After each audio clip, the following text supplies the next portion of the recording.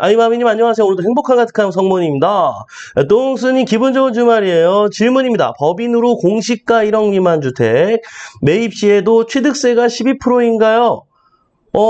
잠깐만요. 1억 아니에요. 법인이어도 공시가 1억 미만이면 똑같이 1.1%만 적용합니다. 아직 그렇게 되고 있어요. 네, 다가구 낙찰 후에 명도 확인서와 인감증명서를 드린 후에 잔금을 미납하면 이미 이사한 세입자는 어떻게 되나요? 보상 문제 발생하나요? 자, 잠깐만요. 정리해 볼게요. 다가구를 낙찰 받았는데 명도 확인서랑 인감증명서를 줬대요. 이 명도 확인서랑 인감증명서는 이제 집이 이 사람이 명도가 되는 걸 확인하고 집을 깨끗하게 인도받고 주는 서류죠. 이분이 나중에 내가 잔금을 납부하고 배당을 받을 때 배당을 받으시라고 제가 주는 서류인 거잖아요. 왜 끊기지? 잘 되고 있죠, 여러분? 불안하게. 자, 어디까지 했어요? 어디가 있지? 그런 서류잖아요. 그죠? 근데 이제 잔금을 미납하셨나봐, 이분이. 잔금을 납부 안 했나봐. 그러면은 이거는 그냥 아무것도 아니에요. 아무것도 아니에요. 이미 잔금을 납부하지 않은 사람이기 때문에 이 건물의 소유자가 아니기 때문에 그 임차인은요, 그 명도 확인서와 인감증명서를 법원에 가져가도 어차피 돈을 받거나 그러지는 못해요. 네, 못합니다.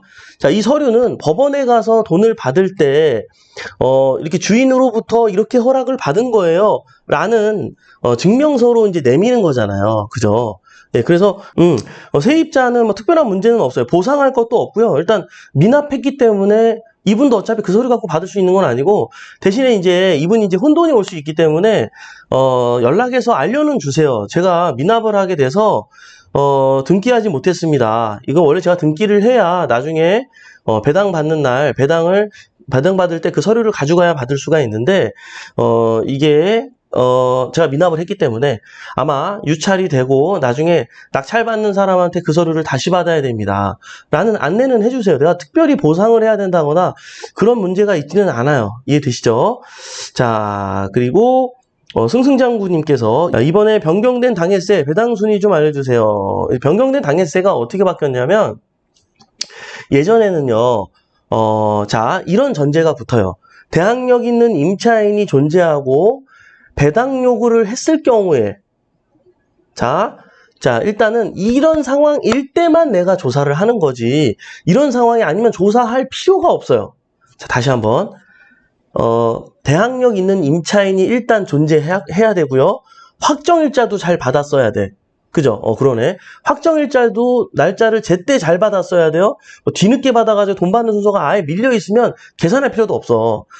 전입 날짜나 확정일자를 잘 받아가지고 돈 받는 순서가 우선이야. 근데 배당 요구까지 했어.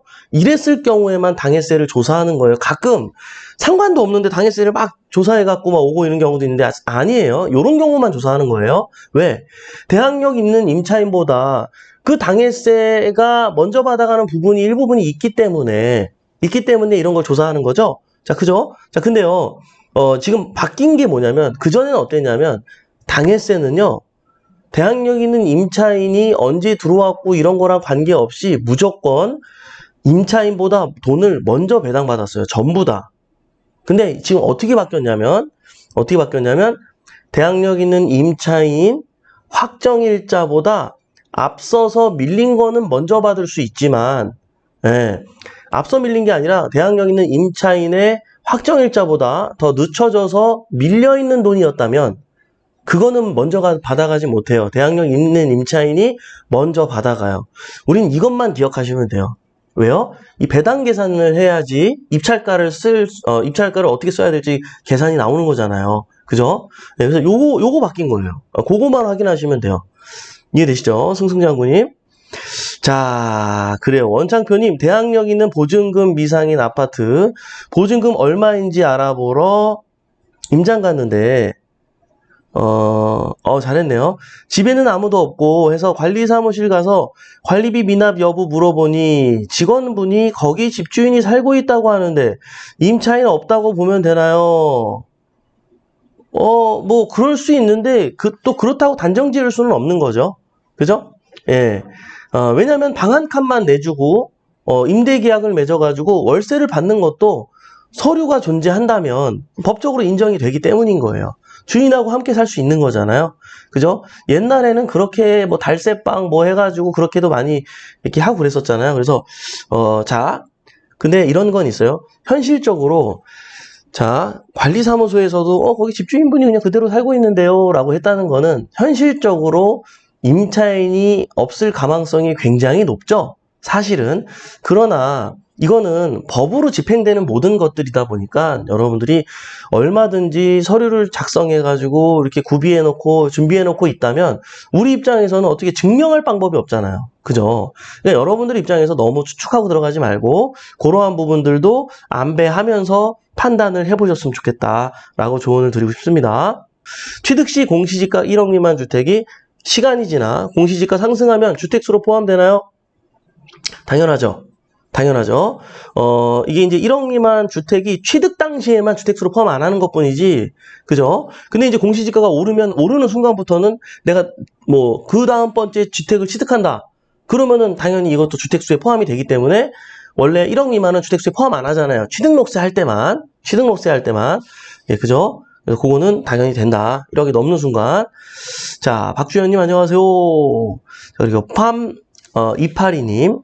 네, 무덥지만 활기찬 아침입니다. 경매 물건의 대출 금액 산정을 위해 은행 갔더니, 경매 물건의 대출 금액 산정을 위해 은행에 갔더니 물건의 감정가가 과다하게 책정되었다며 은행 감정 시 금액이 2억은 감액된다고 하는데 어쩌면 좋을까요? 계산 시에는 기존 감정가의 60% 대출을 생각했는데 금액이 차이가 많아서요. 아마 팜282님께서 그냥 시중은행에 가신 것 같아요. 지금 이거를. 시중은행은 이 경락잔금 대출을 취급하지 않는 또 은행 담당 직원도 있어요. 잘 모르는 직원도 있어요. 응? 그러니까 근데 보통 은행 직원들도 여러분들한테 굉장히 단정적으로 얘기를 많이 해주거든요. 왜냐면 본인이 그 본사에서만 교육을 받았잖아요. 그럼 본사의 프로그램이 전부라고 생각을 해요. 그럼 다른 은행도 당연히 비슷하겠지라고 생각을 하거든요. 그래서 잘 몰라요. 대출의 세계가 이렇게 넓고 깊고 이런 다른 여러 가지 형태의 대출이 있는지 모르고 있답니다. 실제로 저희 회원님들 중에도 은행 대부계에서 대출 쪽이죠. 근무하시다가 이렇게 저희 등록하신 회원님도 많은데 뭐 20년 경력 넘게 하신 분도 많은데 여기 와서 대출의 세계를 처음 알았다는 말을 많이 하세요. 진짜예요. 그러니까 이거를 시중은행 가서 물어보면 안 돼요. 시중은행에서는 무조건 이 부동산에 대해서 탁감이라는 걸 하고 그 탁감의 기준을 가지고 퍼센테이지로 대출이 나가기 때문에 그죠? 이 하물며 시중은행끼리도 우리가 이게 비교를 합니다. 어떤 은행에서는 탁감이 2억 나올 때도 있고 어떤 은행은 3억 나와요. 그러면 3억 나오는 데 가서 우린 대출 받으면 되거든. 시중은행에서 비교할 때도 마찬가지. 근데 그렇게 할 게 아니라 실전은 어떻게 한다? 우리 그냥 경락잔금 대출. 예, 우리 이모님들 법원에 가면 있잖아요. 아니면 네이버로 그냥 경락잔금 대출 이모님 검색하면 쭉 나와요, 그냥. 전화하시면 돼요. 물어보세요. 그러면 기준이 있다니까요. 낙찰가의 몇 프로, 아니, 감정가의 몇 프로, 낙찰가의 몇 프로 중에 낮은 거 해줍니다. 그냥 기준이에요. 응? 자, 이해되죠? 예, 요거는 그냥 일반 시중은에서 얘기하는 기준이라고 보시면 되는 거예요. 팜282님. 그러니까 요런 것 때문에 또 잘못 알아보고, 난 대출 안 되는구나. 이거 들어가면 큰일 날 뻔했어. 그리고 포기하고 이런 경우 굉장히 저도 많이 봐요. 예. 그냥 꼭 그런 거, 이런 거 해나갈 때도, 그렇게 로스하는 일이 생기지 않도록 이렇게 좀 전문가랑 상담하면서 그렇게 진행하기를 좀 추천드립니다. 알겠죠? 예, 백승부처님. 말소 기준 날짜 뒤에 있는 가압류는 무시해도 되나요? 당연하죠. 완전 무시 가능합니다. 쌉 가능이죠. 심지어 소유권 이전 청구권 가등기도 말소 기준 권리 뒤에 있다면 다 무시해도 돼요. 아이마미님, 저만 그런가요? 예, 다행히 이제는 좀 괜찮나요? 많은 분들이 또 관련해서 답변을 주셨네요. 감사합니다. 신단다님, 요즘 빌라 물건 볼 때 많이 유찰된 거 경매식 갭투자 시장 분위기 어떤가요? 빌라 물건 볼 때 많이 유찰된 거 경매식 갭투자. 나쁘지 않죠? 유찰된 거를 지금 빌라를 낙찰받는다는 거잖아요. 나쁘지 않아요. 지금 빌라 같은 경우는 인기가 없어가지고 낙찰가율이 되게 낮아요. 보통 한 70%? 물론 그때 시세보다 이제 많이 떨어졌기 때문에 감정가가 시세는 아니에요. 그래서 낙찰가율이 낮은 거죠. 그죠? 근데요, 어쨌든 지금 입찰 경쟁도 빌라 같은 경우는 높지가 않아요. 제가 앞서서 한 달 전서부터도 이런저런 얘기를 드렸었지만 서울에 있는 지금 빌라 충분히 여러분들 이런 것들을 고려하셔도 나쁘지 않아요. 설사 여기서 정말 일부 전문가들이 부동산 가격 더 한 번에 하락이 있을 거다라고 얘기를 하는데요. 부동산이라고 얘기하긴 그렇고 아파트라고 얘기할게요. 근데 빌라가 3억짜리가 2억까지 왔어요. 자, 2억짜리가 1억까지 갈까요? 안 가요. 안 가요. 여러분 생각해 보세요. 역대 그 어느 때보다도 아파트와 빌라의 이 가격 차이가 굉장히 벌어져 있어요. 내려왔으면 아파트의 가격이 내려오지 빌라의 가격은 더 이상 내려가기가 어려워요, 여러분. 지금 여러분 생각해 보세요.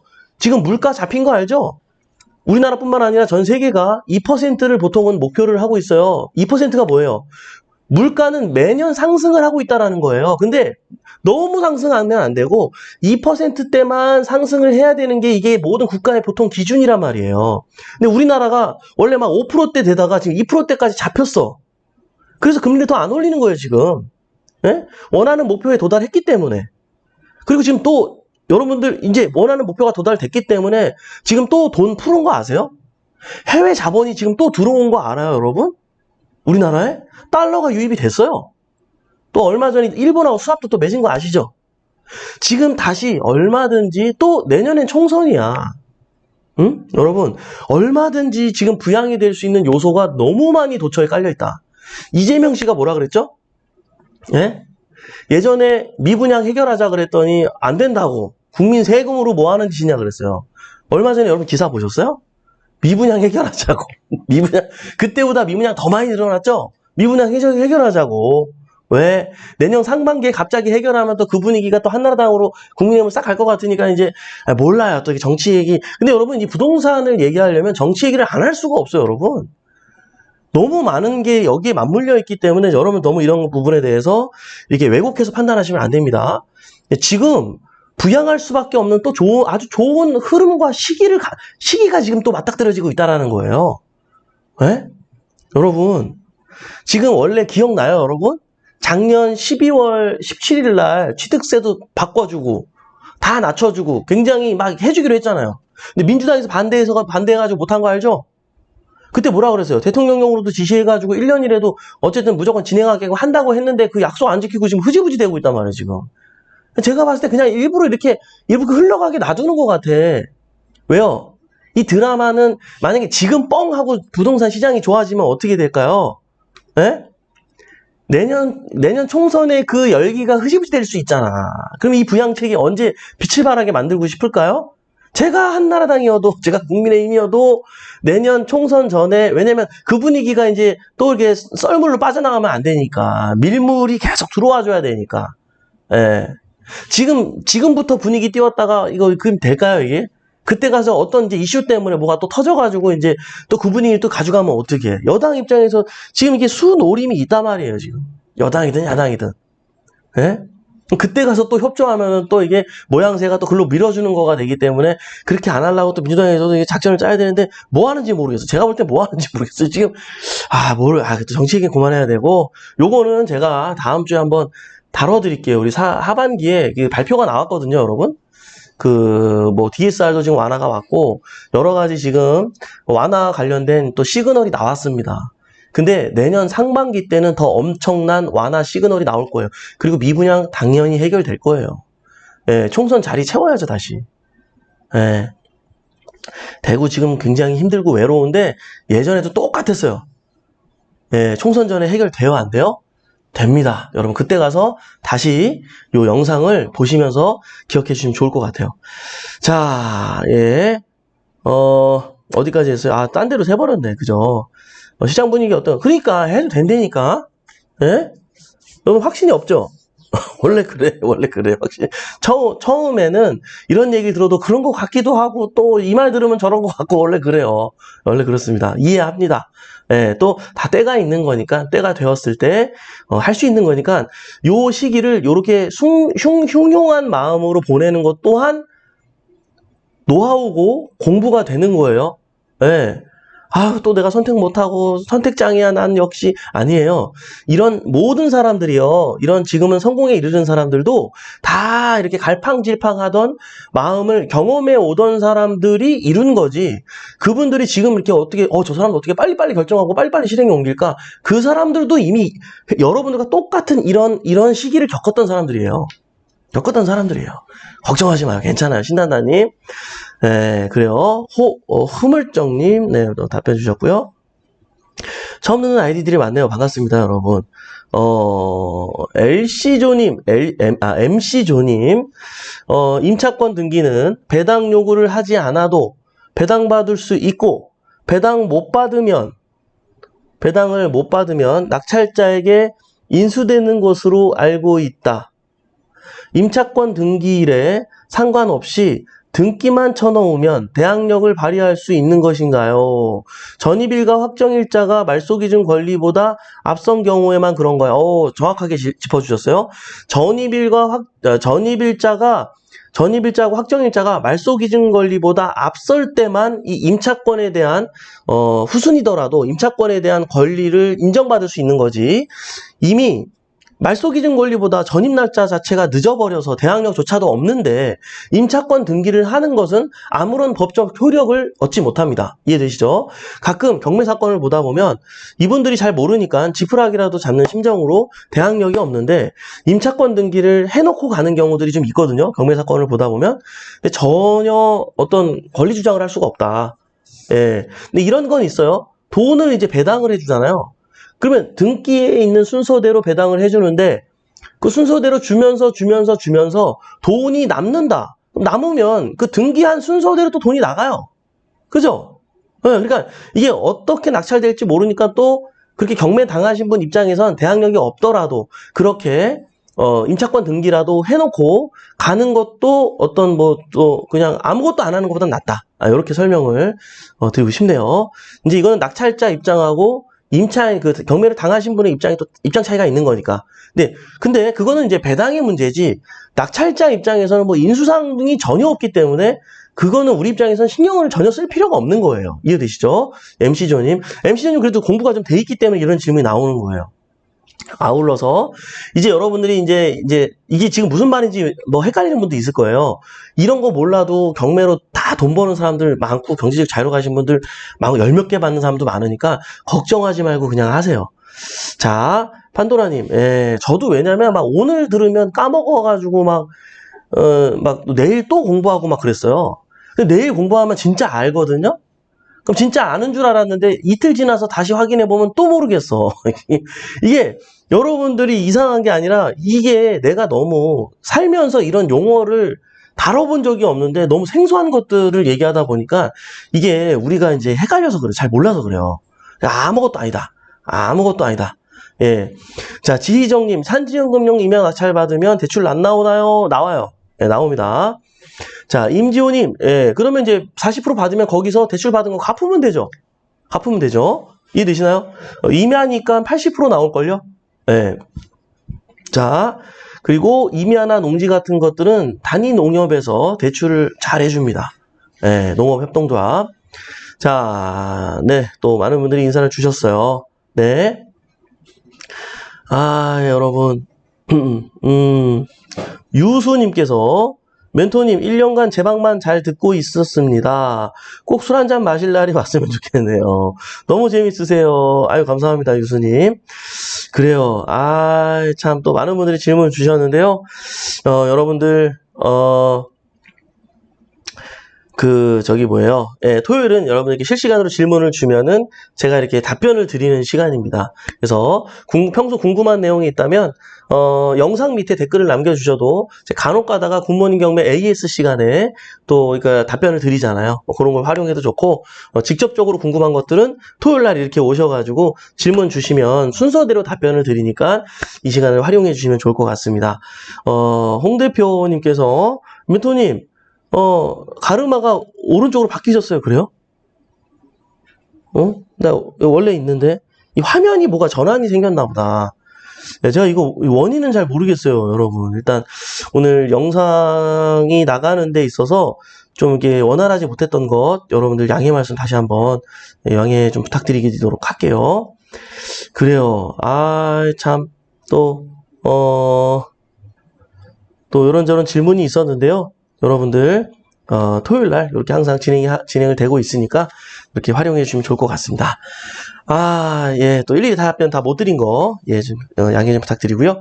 자, 오늘도 이렇게 유한한 인생에서 소중한 시간을 함께 해주신 여러분 대단히 감사합니다. 매일 아침 행복한 부자가 되고 싶다면 굿모닝 경매와 함께 하시죠. 저는 또 월요일 아침에 활기찬 모습으로 찾아뵙도록 하겠습니다. 지금까지 백복션의 이성재 멘토였습니다. 우리 같이 잘 됩시다. 화이팅!